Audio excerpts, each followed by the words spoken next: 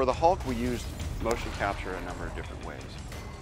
One was for pre-visualization, where we had the stage up in Toronto, and because this really hadn't been done before, Rhythm and Hughes was working with production to really figure out just how to do this. You had two massive creatures fighting in a live action environment, and very challenging because of all the interaction. Obviously, lots of contact, things flying all over. So there's a lot of discovery going on up in Toronto just to really figure out how to best compose these shots.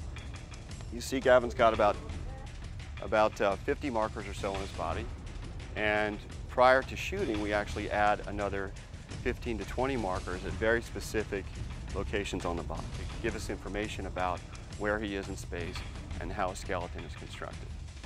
So once we have that information, we do what's called a ROM, or range of motion, so we have information about how his body can move in terms of maximum limits to his motion for virtually every bone that we're capturing. And then we also calculate how the markers are moving on the surface.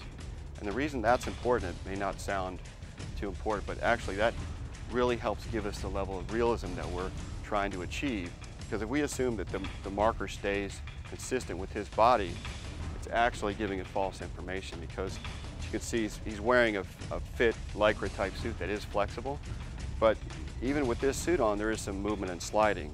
So what we do in the prep process is tell the software which parts are sliding when he goes through that range of movement, and all that amounts to getting the most accurate, what we call source motion possible, which is the actor's motion, and that's what we start with. So once we have the actor properly registered, then we can incorporate it onto the character.